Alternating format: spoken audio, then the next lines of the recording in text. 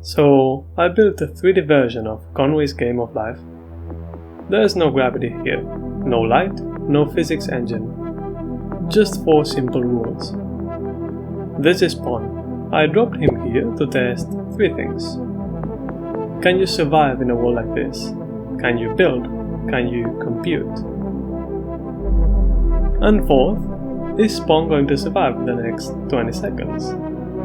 Let's find out. 1 grid, 4 rules. That's everything this universe really needs. In 1970, John Conway asked a generally weird question.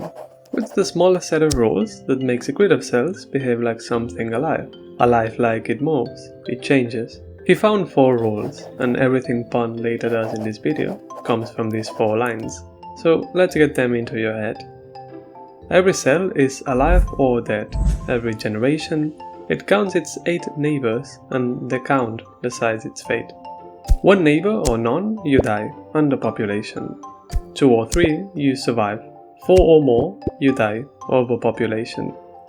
And if you are dead with exactly 3 neighbors, you are born. That's the complete physics of this universe. No gravity, no light, no special cases. Count your neighbors. Throw down random cells, hit play and watch. Conway's team found this inside, a glider. Nothing in the rules says move. No legs, no engine, and yet it walks across the grid forever. The only instruction is count your neighbors. Something troubles anyway. Oscillators, they pulse forever and go nowhere. Still lives. Perfectly balanced, frozen, a rock waiting to be moved. Glider, oscillator, still life. Remember these 3. We'll meet them again very soon in 3D. And people kept digging. This is a glider gun. It doesn't just move, it manufactures. A new glider every 30 generations, forever. Someone built that out of neighbor counting. Spaceships the size of cities, machines that build machines, seeds that rage for 1,000 generations before settling.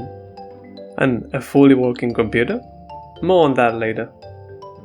4 rules, still just 4 rules. So what happens when you add a dimension? Okay, going through this sounds easy. Same 4 rules, 1 more axis. Done. Wrong, and the reason is 1 number. In 2D, every cell has 8 neighbors, but in 3D, they have 26. Conway's numbers are calibrated for 8 neighbors. In 3D, a cell has 26. Getting 3 is easy now, so everything just keeps growing. So we keep the spirit. Too few kills you, too many kills you, the right count gives birth. And change the thresholds. And I tried a lot of thresholds. Too aggressive, too fragile, too boring. This one. But this box simulation has walls, and I don't want walls. This wall needs to be actually infinite, so I stole an idea from Minecraft. The world is split into chunks, 16 by 16 by 16. Green chunks are alive, every cell simulated, every tick. Red chunks are frozen, loaded, waiting. And beyond that, nothing exists. Until you get close, then it generates. Every change made to any chunk is of course saved in memory. We can make the initial seeding pure random, but it doesn't really convey the essence of an infinite wall. So I'll just merge different 3D noise maps to get this. And we can see large regions of higher density like galaxies, with denser pockets inside them. Nothing placed by hand. And one trick to read this wall, color is the age. Bright white, just born. Deep blue, hundreds of generations old, basically a rock. Millions of cells, each counting 26 neighbors every tick. That's brutal, but nothing is skipped. It calculates every single cell using CPU multithreading to handle all chunks at the same time. The result? Real-time, infinite, no walls. An entire universe, and completely empty. Time to fix that. The universe runs. Time to actually go inside. Well, time to send Pon in case something goes wrong. Because Pon gets no special treatment, every block in this wall, including the ones under his feet, obey the same 4 rules, which raises an urgent question. What's actually safe to stand on? Remember the 3 species from the 2D wall? They all live here too. Still lifes are the ground of this wall. Pon can safely stand on this all the time he wants. Oscillators are more complicated ground, solid exactly half the time, so Pon has to keep jumping. And gliders, structures that move, that can actually be used as transportation. So if Pon is going to live here, we need to build something that lasts. So Pon needs a home, and this is where building gets genuinely weird. The first instinct you have is to just place blocks, like Minecraft. But this doesn't work, because the simulation itself keeps annoying you as you try to build. Here is the problem. Every cell reacts to every cell around it. If you want to build something that doesn't immediately disappear, you can't think one block at a time. You have to think in whole patterns. So building works like this. You need to know the complete shape before placing the first cell, and stamp it all at once between 2 ticks. Basically, stop time, build, press play. You get good at this, eventually. Here is a time-lapse of me building a house for Pon. It doesn't really have much of a house shape, but at least it holds, which is actually the hard part. So Pon has a home. Pon also has a baby somewhere out there. I'm not explaining that. The point is, Pon needs to reach it. There's no ground between islands, so Pon has to move the way this wall moves. On structures. So we can just build a glider for him. This particular glider is the exact same as the 2D version, but 2 blocks thick. Here is the thing about riding a glider. It's a treadmill. Nothing is actually moving, it's cells being born at the front and dying at the back. Stop walking and the glider travels on without you. So Pon has to take every step, but it works. And with a big jump he makes it. The baby is fine. Though the way I have programmed it makes it so he just jumps around when he sees something. Pretty funny. And then Pon has a thought. What if next time he doesn't come? What if he just sends a signal? A glider is just cells. It carries nothing, but it arrives, and arriving is information. Something happened over here. Pon and baby Pon can agree on this. A glider means 1, and a non-glider means 0. Send enough of them and you are not sending signals anymore, you are sending messages. This first one could be to signal that a byte is about to arrive, and we follow it with a string of gliders and non-gliders. In this case, this is a 127, or the pipe character in ASCII. Not that useful in this case, but you get the point.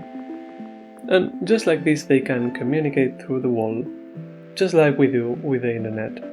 Just like YouTube is sending you this video encoded in bits right now. Now about that computation thing. Here's the thing that breaks my brain about this wall. Out of gliders you can build logic gates, memory, a processor. You've already seen one. This is the computer from minute 3. And someone went further. This is Conway's game of life running inside Conway's game of life. A simulation inside the simulation. Our 3D wall almost certainly works the same way. So from here on, take it as true. This wall can compute anything. And if it can compute anything, it can simulate anything. This is a cellular automaton running at a scale where you can't see cells anymore, just behavior. At this scale, the rules are invisible. All you see is what emerges, and what emerges looks alive. So ask yourself, what's the difference? 86 billion neurons. That's you. Each one a cell. Each one following rules about when to fire, when to connect, when to go quiet. Simpler rules than you'd think. And from those rules, thoughts, feelings. The fact that you are watching this video and finding it interesting. So, in principle, in a big enough version of this wall, with the right starting pattern, you could build that. Not a copy of a brain, a thinking thing made of cubes following 4 rules that one day asks, where am I? And here is where it gets uncomfortable. Pon is made of blocks. The blocks follow rules. If minds can be built from rules, then somewhere in an infinite version of this world, something like Pon could actually think, could feel something about the structures he built. He wouldn't know he's made of cubes. He wouldn't know about the 4 rules. He'd just be. Let me show you what I mean. Pon is made of game of life. And those cubes? You guessed it. They are also made of game of life. And no one in this world knows. Stephen Wolfram has spent 20 years on a strange idea that gravity, light, space, time, all of it might come from a rule even simpler than the 4 you've been watching. Most physicists think he's wrong. So far, nobody can prove it either way. But it's hard to shake because a glider has no way of knowing it's a glider. From the inside, there are no rules to see. Just a wall that behaves the way it behaves. And zoom far enough into our universe, past molecules, past atoms, and you find the same shape of thing. An electron doesn't decide anything, it follows a rule. The same rule, every time, everywhere. It doesn't gravitate, it doesn't shine, it may be counting neighbors. 4 rules were enough to build all of this. We still don't know how many it took to build all of that. Wolfram's real question was never whether our rules are simple, it was whether we'd ever be able to tell. John Conway died in April 2020. He was 82. He never much liked the game of life. It got too famous. It overshadowed everything else he did. Decades of group theory, game theory, some of the hardest problems in pure mathematics. And the world kept asking him about the cell game. He called it a minor amusement. A minor amusement that became one of the most studied objects in mathematics, that made people question what reality is made of, that a guy on YouTube turned into a 3D wall for his little guy. So, one last thought. It's a strange one. Stay with me. Take a grid that's actually infinite. Seed it with random cells like we did in minute 2. In an infinite random grid, every finite pattern exists somewhere. Every single one, including the pattern that computes a brain.